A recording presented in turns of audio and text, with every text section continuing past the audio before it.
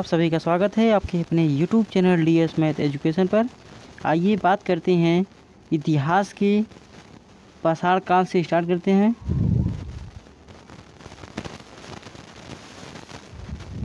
इसमें सभी one liner question हैं। चलिए देखते हैं। रॉबर्ट ब्रूस फुट थे एक भूगर्भ वैज्ञानिक एवं पुरातत्वविद थे। भारतीय प्राग इतिहास का पिता कहा जाता है तो रॉबर्ट ब्रूस फुट को कहा जाता है। कोपेनहेगन संग्रहालय की सामग्री से पाषाण कांस्य और लौह युग का त्रियुगी विभाजन किया था तो ये किए थे थॉमसन ने। पशुपालन के साक्ष्य सर्वप्रथम मिलते हैं तो मध्य पाषाण काल से।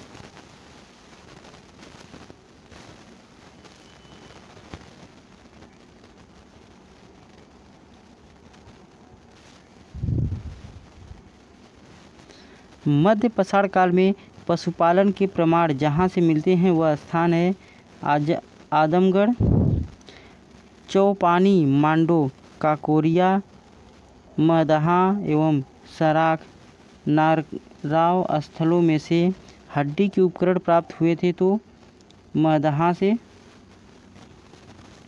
हड्डी से निर्मित आभूषण भारत में मध्य पाषाण काल में प्राप्त हुए हैं।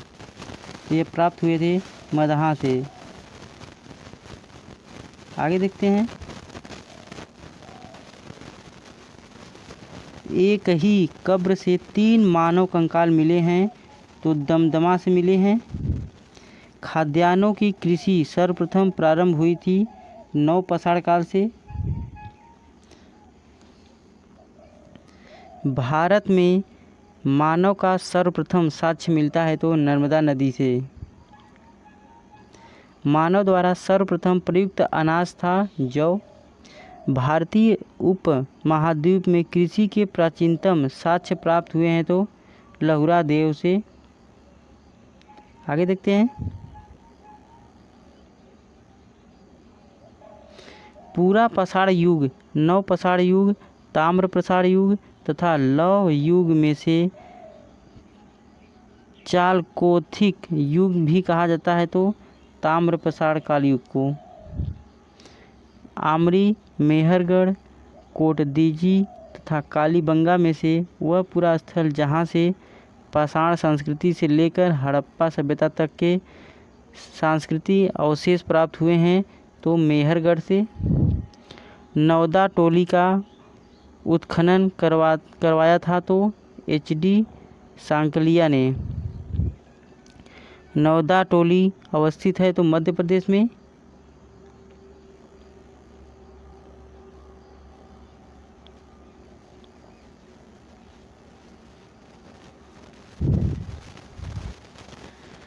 बृहद पाषाण स्मारकों की पहचान की गई मृतक को दफनाने के स्थान के रूप में। राख का टीला बुदिहाल, संगन कल्लू, कोल्डिहवा तथा बृहगिरी में से जिस नव पाषाणिक स्थल से संबंधित है वह है संगन कल्लू। भीम बेटका प्रसिद्ध है गुफाओं के शैल चित्र के लिए। भारत में सर्वाधिक शैल चित्र प्राप्त हुए हैं तो भीम बेटका से।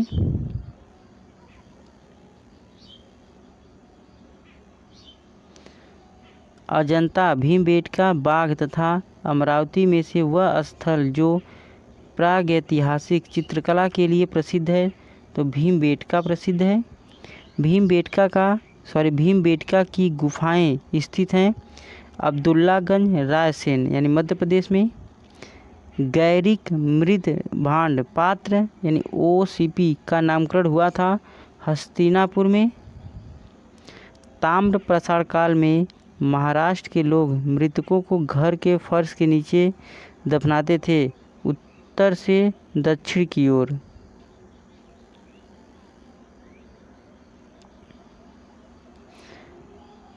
ब्रह्मगिरी, बुर्ज होम, चिरांद तथा मास्की में से वह स्थल जहाँ से मानव कंकाल के साथ कुत्ते का कंकाल भी सावधान से प्राप्त हुआ तो बुर्ज होम से।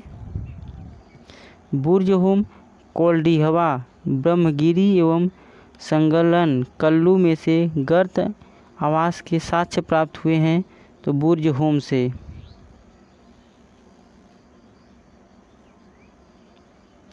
विंध्य क्षेत्र का वह शिलाश्रय जहाँ से सर्वाधिक मानव कंकाल मिले हैं तो लेख हिवा से। भारतीय पुरातत्व सर्वेक्षण संस्कृति, पर्यटन, विज्ञान और प्रौद्योगिकी तथा मानव संसाधन विकास विभागों मंत्रालयों में से संलग्न कार्यालय है तो संस्कृति मंत्रालय का।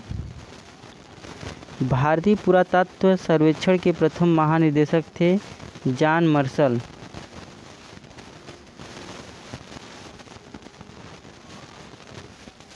राष्ट्रीय मानव संग्रहालय स्थित है भोपाल में।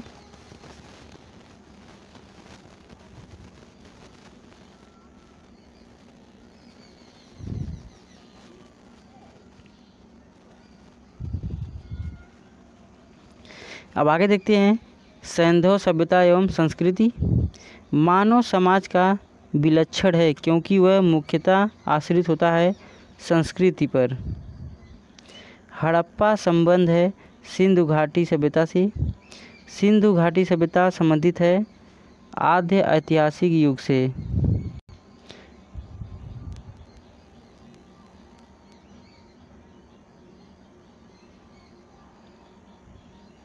सिंधु घाटी की सभ्यता गैर आर्य थी क्योंकि वह नगरीय सभ्यता थी। सिंधु घाटी सभ्यता को आर्यों से पूर्व की रखे जाने का महत्वपूर्ण कारक है मृदभंड। आगे देखते हैं सिंधु घाटी संस्कृति वैदिक सभ्यता से भिन्न थी क्योंकि इसके पास विकसित शहरी जीवन की सुविधाएं थी। इसके पास चित्रलेखी लिपि थी। इसके पास लौह, लोहे और रक्षा शस्त्रों के ज्ञान का अभाव था।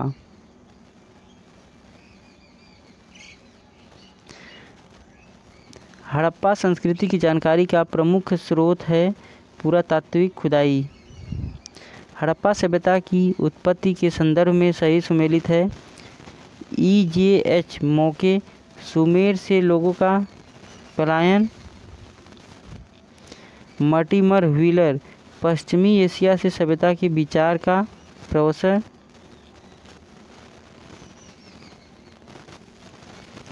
आगे है अमलनंदा घोष हड़प्पा सभ्यता का उद्भव पूर्व हड़प्पा सभ्यता के परिपक्वता के परिणामस्वरूप हुआ।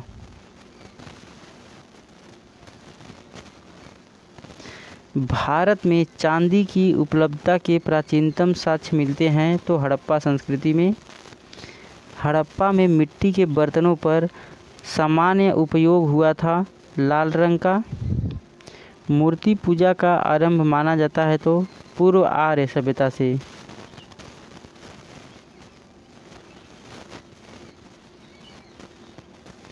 गाय, हाथी, गैंडा तथा बाघ पशुओं में से वह जिसका हड़प्पा संस्कृति में पाई गई टेराकोटा कलाकृति से में निरूपण नहीं हुआ था तो वह गाय है।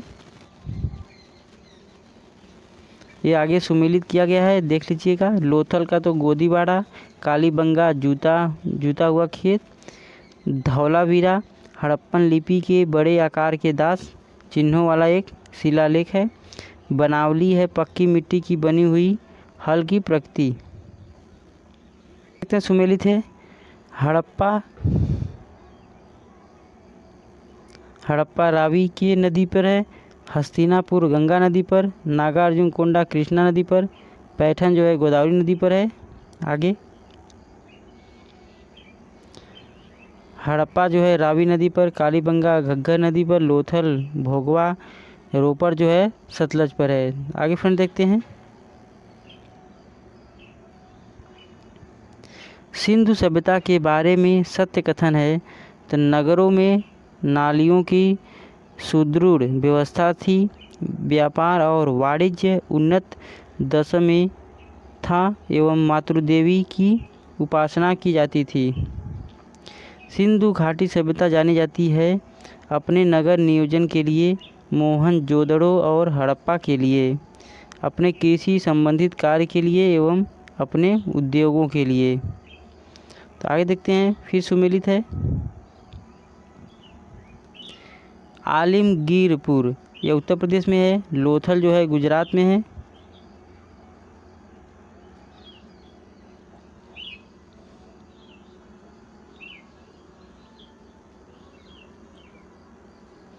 कालीबंगा राजस्थान में, रोपड़ और पंजाब में है।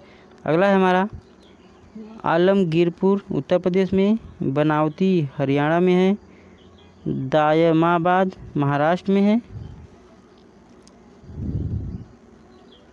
हड़प्पा संस्कृति के सिंध में अवस्थित स्थल है तो मोहनजोदड़ो है। चंदूदोरो, जुडेर जोदड़ो, आमरी, कोटिदीजी एवं अली मुराद।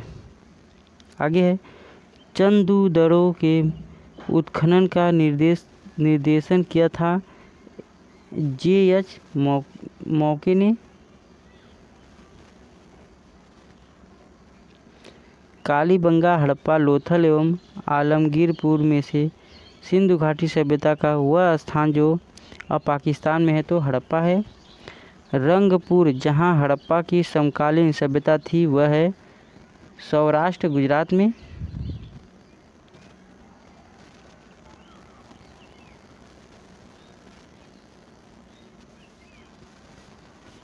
आगे दधेरी आगे देखते हैं, दधेरी एक परवर्ती हड़प्पी पुरास्थल है पंजाब का। हड़प्पा, मोहनजोदड़ो एवं लोथल में से सिंधु सभ्यता का वह स्थान जो भारत में स्थित है तो लोथल गुजरात में स्थित है। वह हड़प्पी नगर जिसका प्रतिनिधित्व लोथल का पुरातत्व स्थल करता है स्थित था भोगवा नदी पर। सिंधु घाटी सभ्यता का पत्तन नगर था तो वह लोथल था।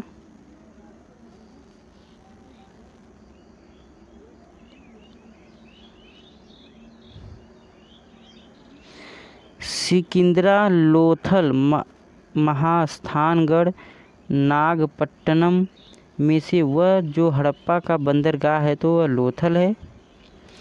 कालीबंगन, रोपड़, पाटलिपुत्र, लोथल में से वह जो सिंधु घाटी की सभ्यता से संबंधित स्थल नहीं है तो पाटलिपुत्र नहीं है। भारत का सबसे बड़ा हड़प्पन पुरा स्थल है राखीगढ़ी। हड़प्पा सभ्यता का सबसे बड़ा पुरा स्थल है तो मोहनजोदड़ो। सिंधु घाटी के लोग विश्वास करते थे तो मातृशक्ति में।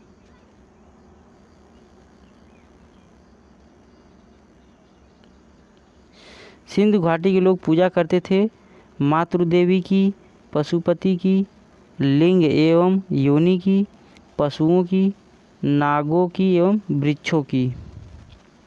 सिंधु घाटी सभ्यता को खोज निकालने में जिन दो भारतीय का नाम जुड़ा है वे हैं राखालदास बनर्जी, मोहनजोदड़ो की खोज किए थे, तथा दयाराम साहनी हड़प्पा की खोज किए थे। तो राखालदास जो थे मोहनजोदड़ो की खोज किए थे और दयाराम जो साहनी थे वह हड़प्पा की खोज किए थे।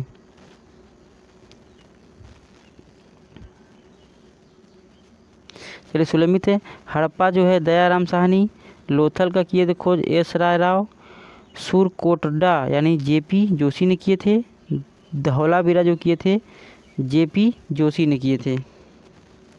आगे, हड़प्पा का उत्खनन करने वाला प्रथम पुरातात्विविद जो इसके महत्व को नहीं समझ पाया था तो ए कनिंघम थे।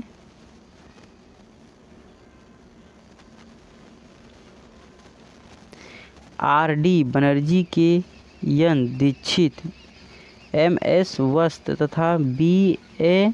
स्मिथ में से वह जो हड़प्पा और मोहनजोदड़ो के उत्खनन में संबंधित नहीं थे तो बी.ए. स्मिथ नहीं थे। सिंधु सभ्यता की विकसित अवस्था में हड़प्पा, कालीबंगा, लोथल तथा मोहनजोदड़ो में से वह स्थल जहाँ से घरों में कुओं के अवशेष मिलते हैं तो मोहनजोदड़ो से मिलते हैं।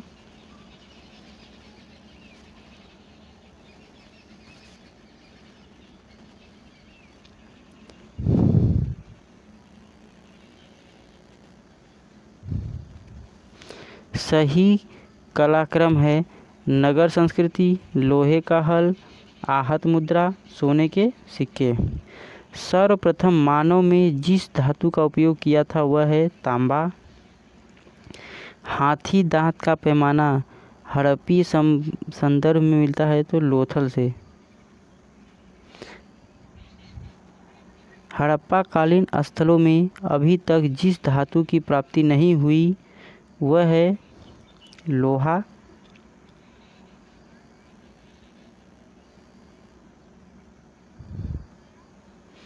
आलमगीरपुर, लोथल, मोहनजोदड़ो तथा बनावली में से वह स्थान जो घग्गर और उसकी सहायक नदियों की घाटी में स्थित है बनावली।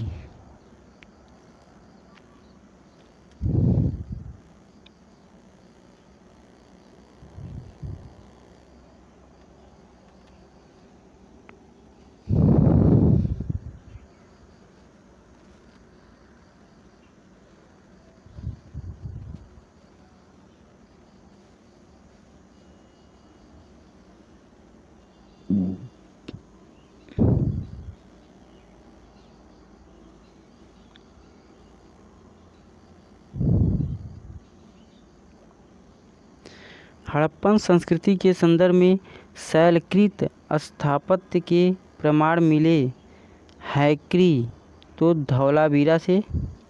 धौलावीरा जिस राज्य में स्थित है वह है गुजरात। वह हड़प्पीय नगर जो 3 भागों में विभक्त है तो धौलावीरा एक उन्नत जल प्रबंधन व्यवस्था का साक्ष्य प्राप्त हुआ है तो धौलावीरा से।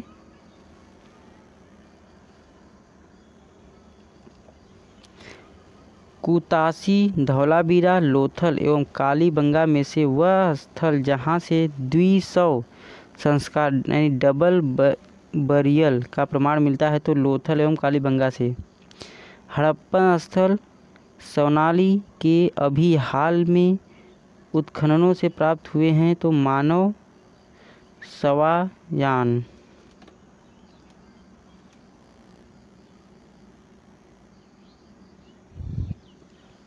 वस्त्रों के लिए कपास की खेती का आरंभ सबसे पहले किया गया भारत में। सिंधु सभ्यता के संदर्भ सही कथन है। यह प्रमुखतः लौकिक सभ्यता थी तथा उसमें धार्मिक तत्व यद्यपि उपस्थित था, वर्चस्वशाली नहीं था। उस काल में भारत में कपास से वस्त्र बनाए जाते थे। सिंधु सभ्यता के संदर्भ में सही कथन है। वे देवियों और देवताओं दोनों की पूजा करते थे। सिंधु घाटी सभ्यता से संबंध विख्यात वृषभ मुद्रा प्राप्ति हुई थी मोहनजोदड़ो से। वह पशु जिनका अंकन हड़प्पा संस्कृति की मुहरों पर नहीं मिलता है तो घोड़ा, गाय एवं ऊँट का।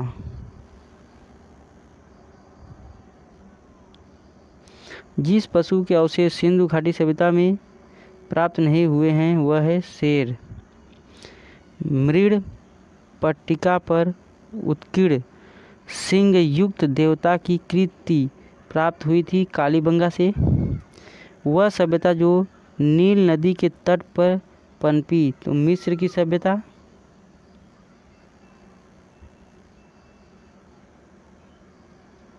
माया, एज़टेक, मुइस्का, इंका सभ्यताओं का उत्तर से दक्षिण का सही क्रम है तो एज़टेक, माया, मुइस्का और इंका। लेखन कला की उचित प्रणाली विकसित करने वाले सर्वप्रथम प्राचीन सभ्यता थी सुमेरिया। आगे चलते हैं फ्रेंड्स। वैदिक काल में आर्य शब्द इंगित करता है श्रेष्ठ वंश को।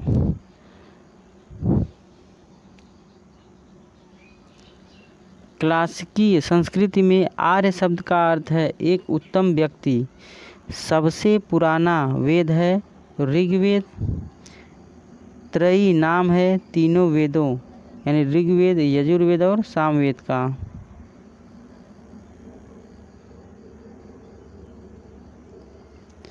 वर्ण व्यवस्था से संबंधित पुरुष सूक्ति मूलतः पाया जाता है तो ऋग्वेद में। सुमेलित है यह। अथर्ववेद औषधियों से संबंधित है। ऋग्वेद ईश्वर महिमा, यजुर्वेद बलिदान विधि से, सामवेद संगीत से।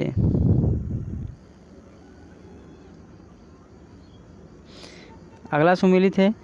ऋग्वेद स्रोत एवं प्रार्थनाएं थे। यजुर्वेद स्तोत्र एवं कर्मकांड से। सामवेद जो है संगीतमय स्तोत्र। अथर्ववेद तंत्र मंत्र एवं वशीकरण से संबंधित है। ऋग्वेद, यजुर्वेद, अथर्ववेद तथा सामवेद 4 वेदों में से वह जिसमें जादुई माया वशीकरण का वर्णन है तो वह अथर्ववेद में है। ऋग्वेद में ऋचाएँ कुल हैं 1028। ऋग्वेद में मंडल टोटल हैं 10।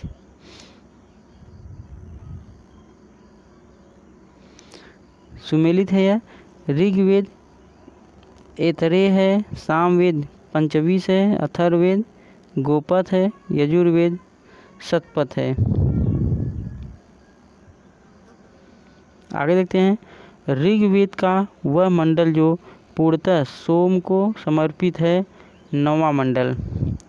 यज्ञ संबंधित विधि विधानों का पता चलता है यजुर्वेद से। यजुर्वेद, सामवेद, अथर्ववेद में से वह किसका संकलन ऋग्वेद पर आधारित है तो सामवेद का।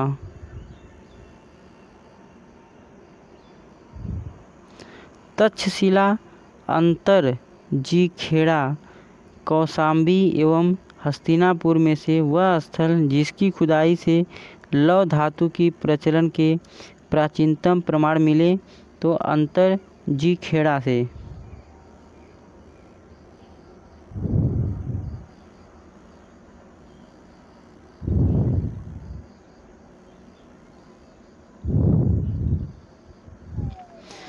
उपनिषदों का मुख्य विषय है दर्शन। ऋग्वेद, परवर्ती संहिताएं, ब्राह्मण तथा उपनिषद में से वह वैदिक साहित्य जिसमें मोक्ष की चर्चा मिलती है तो उपनिषद में। मोक्ष शब्द का सबसे पहले उल्लेख हुआ श्वेताश्वर उपनिषद में। अध्यात्म ज्ञान के विषय में नचिकेता और यम का संवाद जिस उपनिषद में प्राप्त होता है वह है कठोर उपनिषद। उपनिषद का राजा अश्वपति शासक थे तो केकय थे।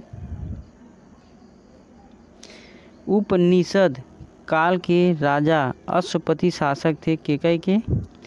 वैदिक साहित्य का सही क्रम है तो वैदिक साहित्याएं, ब्राह्मण, आरण्यक, उपनिषद। आरंभिक वैदिक साहित्य में सर्वाधिक वर्णित नदी है तो सिंधु नदी है। वैदिक नदी आस्किनी की पहचान की जाती है तो चेनाब नदी से। ऋग्वेद में जिन नदियों का उल्लेख अफगानिस्तान के साथ आर्यों के संबंध का सूचक है वह है कुंभाक्रमु। आइए देखते हैं सुमेलित वैदिक नदियाँ। आधुनिक नाम कुंभा जो है नदी है वह काबुल में है, उसका नाम है। परुष्पनी का नाम है रावी, सदानीरा का नाम है गंडक और सुतुद्री के नाम है सतलज। तो फ्रेंड्स ये क्वेश्चन इंपॉर्टेंट है।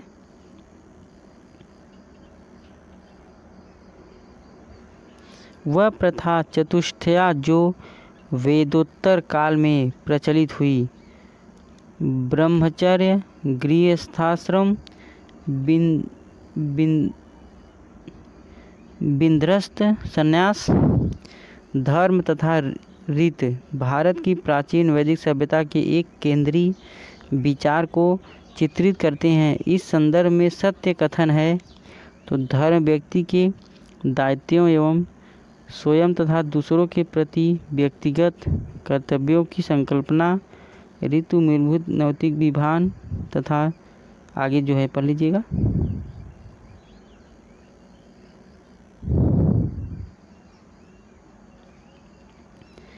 अग्नि, बृहस्पति, घोष तथा इंद्र वैदिक देवताओं में उनका पुरोहित माना जाता है। तो बृहस्पति को लोपामुद्रा, गार्गी, लीलावती तथा सावित्री में से वह ब्रह्मवादिनी जिसने कुछ वेद मंत्रों की रचना की थी, लोपामुद्रा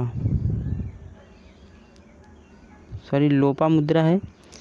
ऋग्वैदिक काल में निष्क शब्द का प्रयोग एक स्वर्ण आभूषण के लिए होता था, किंतु परवर्ती काल में उसका प्रयोग हुआ सिक्का में।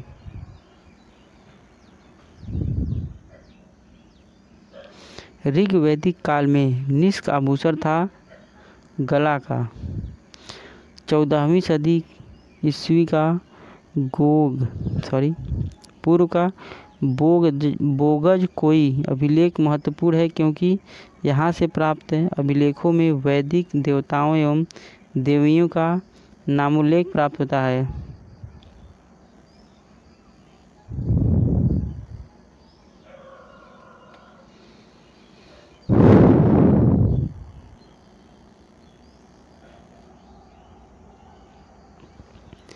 गोत्र शब्द का प्रयोग सर्वप्रथम हुआ था तो ऋग्वेद में। गोत्र प्रथा की स्थापना हुई थी उत्तर वैदिक काल में।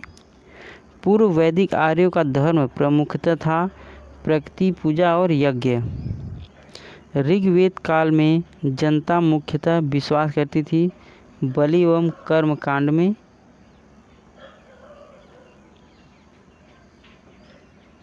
ऋग्वेद में उल्लिखित प्रसिद्ध 10 राजाओं का युद्ध लड़ा गया था परुस्परी नदी के किनारे। सिंधु, सरस्वती, बीतिस्ता तथा यमुना में से वह नदी जिसे ऋग्वेद में मातेतमा, देवीतमा एवं नदीतमा के रूप में संबोधित किया गया, तो सरस्वती को किया गया था।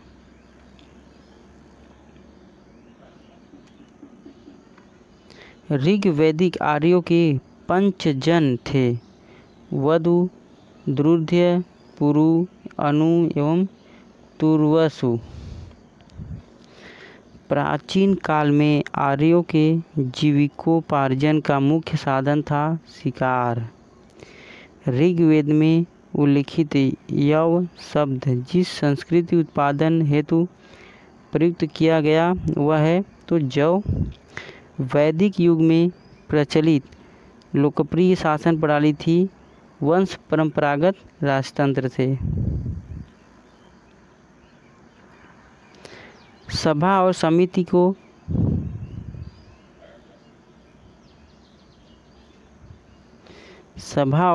को प्रजापति की 2 पुत्रियां कहा गया। अथर्ववेद में यजुर्वेद अर्थात जीवन का विज्ञान उल्लेख सर्वप्रथम मिलता है तो अथर्ववेद में। ऋग्वैदिक धर्म था बहुदेववादी। सर्वाधिक ऋग्वैदिक सूक्ति समर्पित हैं इंद्र को।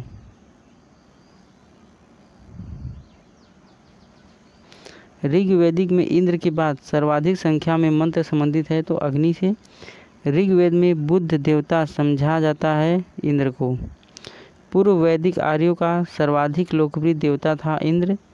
800 से 600 ईसा पूर्व का काल जुड़ा है ब्राह्मण युग से।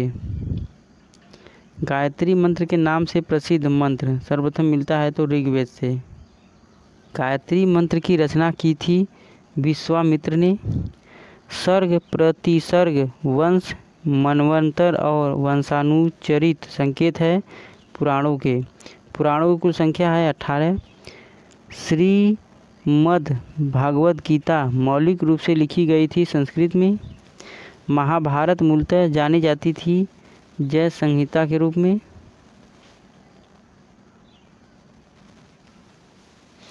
हिंदू पारंपरिक कथा के अनुसार समुद्र मंथन हेतु जिस सर्प ने रस्सी के रूप में स्वयं का प्रस्तुत किया है वह है वासुकी। अछूत की अवधारणा स्पष्ट रूप से उद्घृष्ट हुई थी धर्मशास्त्र के समय में। सत्यमेव जयते शब्द लिया गया था तो मुंडक उपनिषद से। सत्यकाम जबार की कथा जो अनब्याही माँ होने के लांछन को चुनौती देती है वह उल्लिखित है छांदोग्य उपनिषद में। ऋग्वेद की मूल लिपि थी ब्राह्मी। वैदिक कर्मकांड में होता का संबंध है तो ऋग्वेद से। अवेस्ता और ऋग्वेद में समानता है। अवेस्ता संबंधित है ईरान से।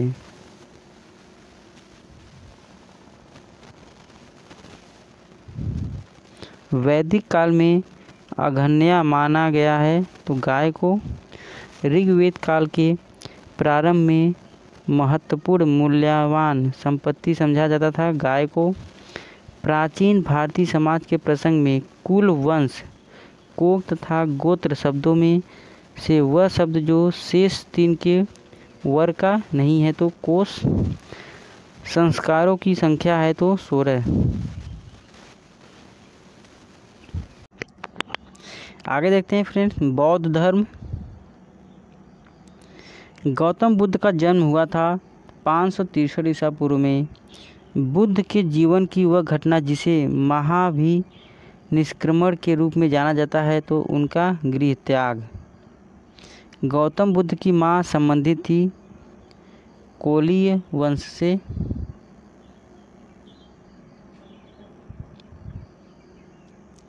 बुद्ध का जन्म हुआ था लुम्बिनी में। गौतम बुद्ध के बचपन का नाम सिद्धार्थ था।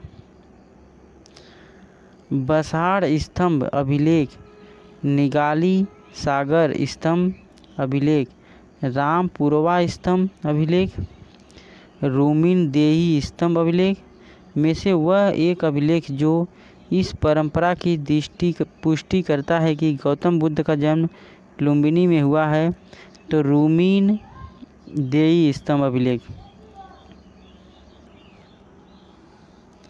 अशोक, कनिष्क, हर्ष तथा धर्मपाल में से वह जिसके एक अभिलेख से सूचना मिलती है कि शाक्यमुनि बुद्ध का जन्म लुम्बिनी में हुआ था मौर्य शासक अशोक। महात्मा बुद्ध का महापरिनिर्वाण हुआ तो मल्ल गणराज्य की राजधानी कुशीनगर में। महापरिनिर्वाण मंदिर अवस्थित है कुशीनगर में।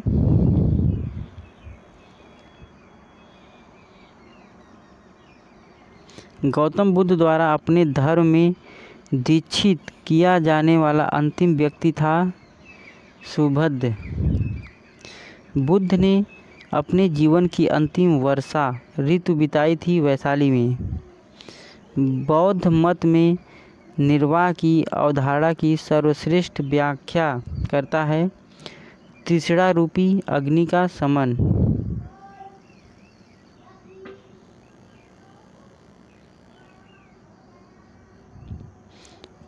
अलार कलाम थे बुद्ध के एक गुरु जो सांख्य दर्शन के आचार्य थे। महात्मा बुद्ध ने अपना पहला उपदेश सारनाथ में दिया। बुद्ध ने सर्वाधिक उपदेश दिए थे श्रावस्ती में। बुद्ध कौशाम्बी आए थे उदयन के राज्य काल में। बुद्ध की मृत्यु के पश्चात प्रथम बौद्ध संगीत की अध्यक्षता की महाकश्यप द्वारा।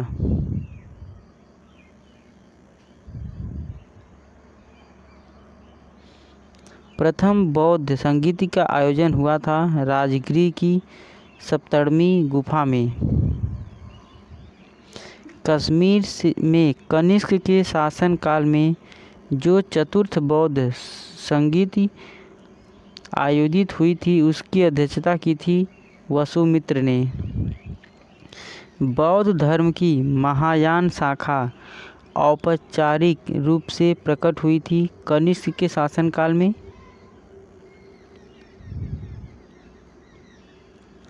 प्रथम, द्वितीय, तृतीय एवं चतुर्थ बौद्ध संगीतियों के आयोजन स्थलों का सही क्रम है राजगिरी, वैशाली, पाटलिपुत्र, कुंडल, वन, यानी यह हमारा चारों है, प्रथम द्वितीय तृतीय और चतुर्थ। पहला है राजगिरी, वैशाली, पाटलिपुत्र, कुंडल वन। द्वितीय बौद्ध समिति का आयोजन हुआ था तो काशी वाराणसी में हुआ था।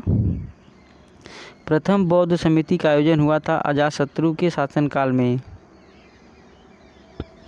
द्वितीय बौद्ध सभा का आयोजन किया था कालाशोक ने।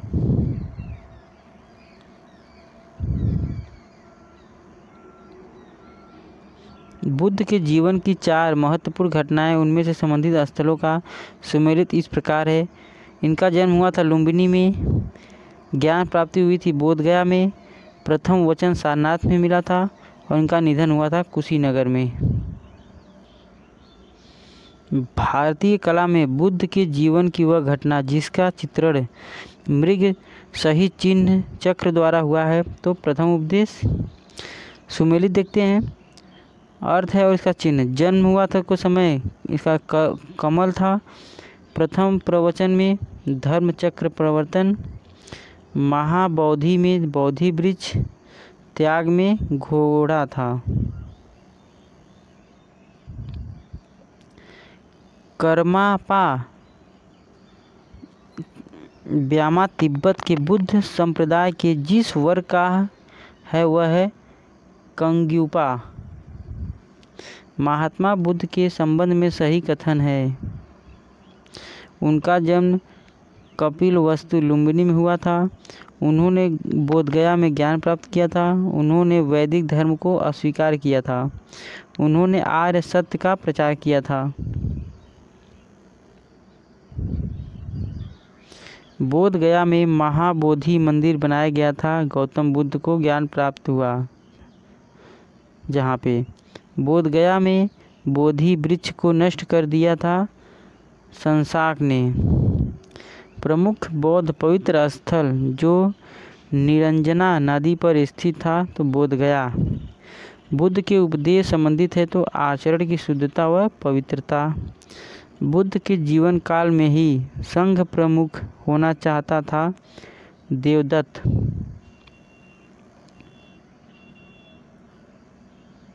गौतम बुद्ध ने अपनी मृत्यु के उपरांत बौद्ध संघ के नेतृत्व के लिए नामित किया था, किसी को भी नहीं। अष्टांग मार्ग की संकल्पना अंग है। धर्म चक्र प्रवर्तन सूत्र की विषय वस्तु का। गौतम बुद्ध के बारे में सत्य कथन है। वे कर्म में विश्वास करते थे, आत्मा का शरीर में परिवर्तन मानते थे एवं निर्वाण प्राप्ति में विश्वास करते थे।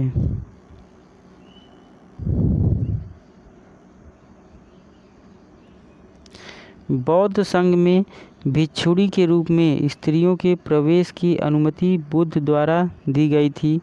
वैशाली में त्रिपिटक है बुद्ध के उपदेशों का संग्रह। त्रिपिटक ग्रंथ संबंधित है बौद्ध धर्म से। बौद्ध धर्म ग्रंथ जिसमें संघ जीवन के नियम प्राप्त हुए थे विनय पिटक। वह बौद्ध साहित्य जिसमें महात्मा बुद्ध के नैतिक एवं सिद्धांत संबंधित प्रवचन संकलित हैं सुत्त पिटक। वह बौद्ध साहित्य जिसमें बुद्ध के दार्शनिक सिद्धांत का उल्लेख है तो अभिगम पिटक। अशोकाराम बिहार स्थित था पाटलिपुत्र में।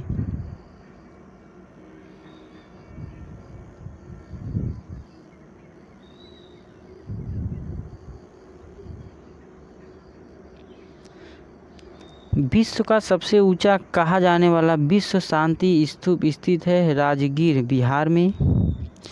बुद्ध की 80 फुट बड़ी प्रतिमा जो बोधगया में है निर्मित की गई थी जापानियों के द्वारा। सर्वप्रथम स्तूप शब्द मिलता है ऋग्वेद में।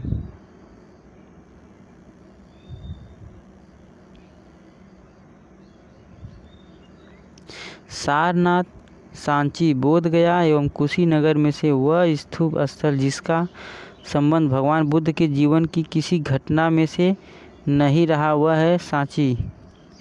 संसार अस्थिर और क्षणिक है का बौद्ध, जैन, गीता एवं वेदांत में से जिससे संबंध है वह है बौद्ध। एशिया के ज्योति पुंज के तौर पर माना जाता है तो गौतम बुद्ध को।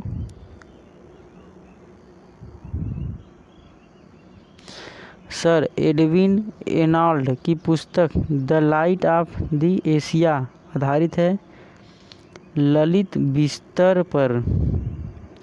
गौतम बुद्ध को एक देवता का स्थान जिस राजा के युग में प्राप्त हुआ था तो वह राजा थे कनिष्क। भारत में पहले जिन मानव प्रतिमाओं को पूजा गया था वह थी बुद्ध की।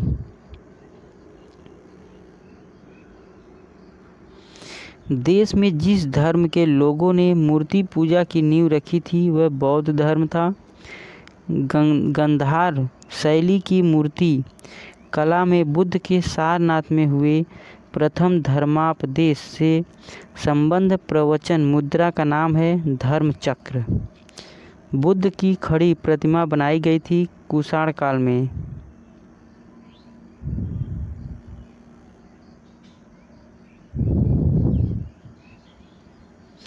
भगवान बुद्ध की प्रतिमा कभी कभी एक हस्त मुद्रा युक्त दिखाई गई है जिसे भूमि स्पर्श मुद्रा कहा जाता है। यह प्रतीक है मार के प्रलोभनों के बावजूद अपनी शुचिता और शुद्धता का साक्षी होने के लिए बुद्ध का धरती का आयान।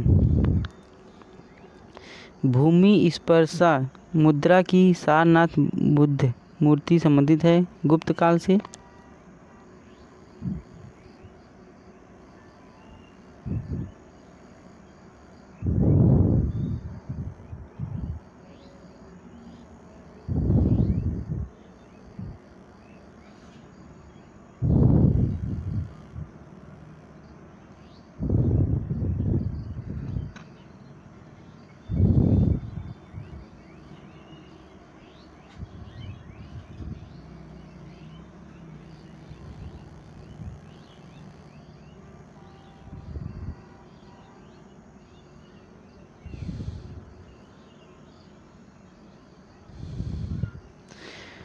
हीनयान अवस्था का विशालतम एवं सर्वाधिक विकसित शैलकृत चैत्यगृह स्थित है कार्ले में। प्रथम शताब्दी ईस्वी में जिस भारतीय बौद्ध भिक्षुक को चीन भेजा गया था नागार्जुन को शून्यता के सिद्धांत का सर्वप्रथम प्रतिपादन करने वाले बौद्ध दार्शनिक का नाम है नागार्जुन।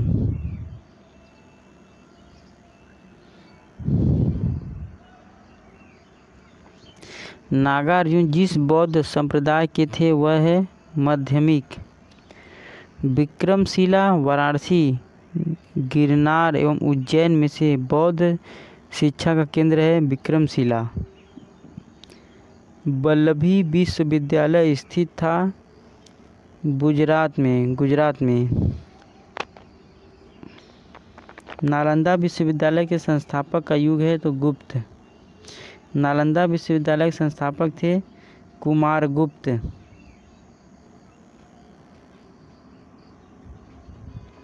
नालंदा विश्वविद्यालय विश्व प्रसिद्ध था बौद्ध धर्म दर्शन के लिए।